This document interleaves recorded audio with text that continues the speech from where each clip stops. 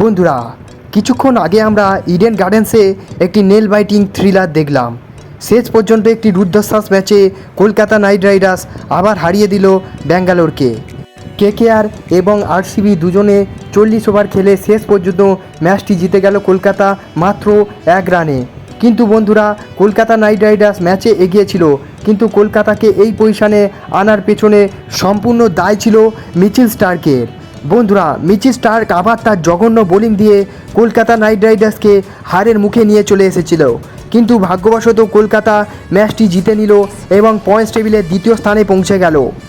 আর বন্ধুরা, মিচেল স্টার্কের এই জঘন্য পারফরমেন্স দেখে গৌতম গম্ভীর এবং কলকাতা নাইট রাইডার্সের সমর্থকরা বেশ ক্ষিপ্ত এবং ম্যাচ শেষে গৌতম গম্ভীর এবং শ্রেয়াস আইয়ার মিচেল স্টার্কের ব্যাপারে বড় মন্তব্য করে বসলেন এবং পরবর্তী ম্যাচে মিচেল স্টার্কের খেলা নিয়ে বড় সংশয় রয়ে গিয়েছে। বন্ধুরা, এই ভিডিওতে আমরা আরসিবি এবং কলকাতা নাইট রাইডার্সের ম্যাচটি সম্পর্কে আলোচনা করব এবং দেখে নেব ম্যাচ শেষে শ্রেয়াস আইয়ার মিচেল স্টার্কের ব্যাপারে কী বললেন।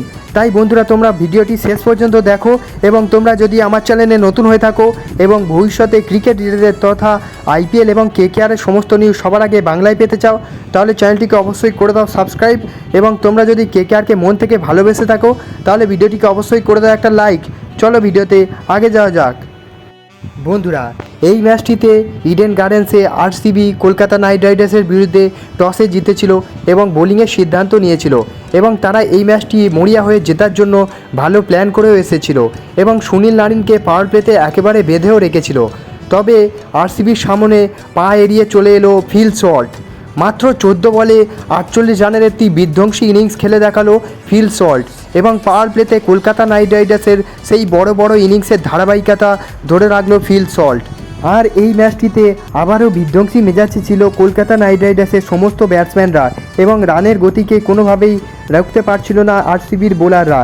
তবে অতি আক্রমণাত্মক ভাব নিয়ে খেলার জন্য কলকাতা নাইট রাইডার্সকে উইকেট হারাতে হয়েছিল অন্তরালে, যেখানে 10 ওভারে কলকাতা নাইট রাইডার্সের রান চলে গিয়েছিল 103 রান। তবে 4টি উইকেটও হারিয়ে ফেলেছিল কলকাতা নাইট রাইডার্স। তবে সেখান থেকে কলকাতাকে সামনে ছিল তাদের অধিনায়ক শ্রেয়াস আইয়ার। শ্রেয়াস আইয়ার এই ম্যাচটিতে একটি দুর্দান্ত অর্ধশত রান করেছিল এবং কলকাতাকে 223 রানে উঠতে সাহায্য করেছিল।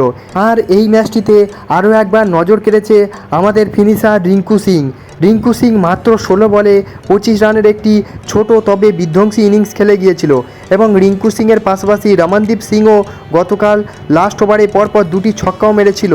আর এই সব প্লেয়ারদের ফিনিশিং টাচের ফলে কলকাতা গতকাল 223 রানের একটি বিশাল লক্ষ্য রাখতে পেরেছিল আরসিবির সামনে।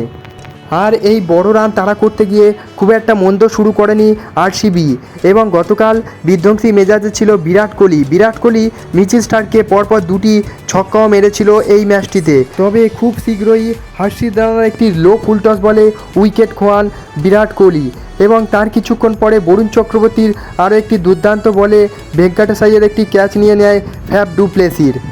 আর এখান থেকেই কলকাতা নাইট রাইডার্সের সমর্থকরা ভাবতে শুরু করে দিয়েছিল হয়তো কলকাতা ম্যাচটি অনায়াসে জিতে যাবে। তবে কলকাতার সামনে পাহাড় হয়ে দাঁড়িয়ে পড়ল উইল জ্যাক্স গতকাল বিধ্বংসী ব্যাট করছিল এবং মাত্র 27 বলে একটি অর্ধশত রান করেছিল এবং উইল জ্যাক্সের পাশাপাশি রজত পাতিদারও অর্ধশত রান করে এবং আরসিবিকে জেতার সামনে নিয়ে যাচ্ছিল।